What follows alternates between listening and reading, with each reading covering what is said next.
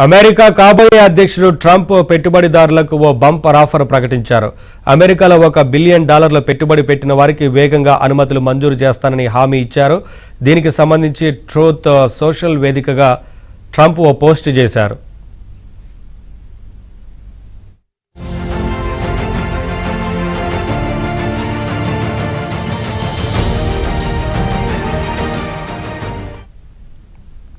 అమెరికాలో $1 బిలియన్ పెట్టుబడి పెడితే వారికి శరవేగంగా అనుమతులు మంజూరు చేస్తానని, పర్యావరణ అనుమతులు సైతం వెంటనే ఓకే చేస్తానని ట్రంప్ తన పోస్టులో రాసుకొచ్చారు.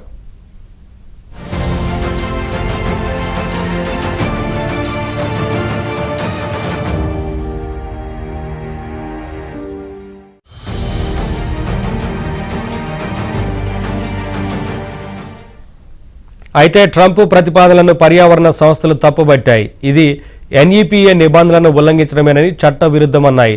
అమెరికాను కార్పొరేట్ బిడ్డర్లకు విక్రయించేందుకు ట్రంప్ ఇలాంటి ఆఫర్లు ఇస్తున్నారన్న విమర్శలు వెల్లువెత్తాయి. America national environmental policy act ప్రకారం ఏదైనా కంపెనీలకు అనుమతులు ఇచ్చే ముందు పర్యావరణ ప్రభావాలపై అంచనా వేయాల్సి ఉంటుందని గుర్తు చేశాయి. కాగా ట్రంప్ ప్రతిపాదన అద్భుతంగా ఉందంటూ ప్రపంచ కుబేరుడు డోజ్ బాధ్యతలు నిర్వహించనున్న ఎలాన్ మస్క్ అభిప్రాయపడ్డారు.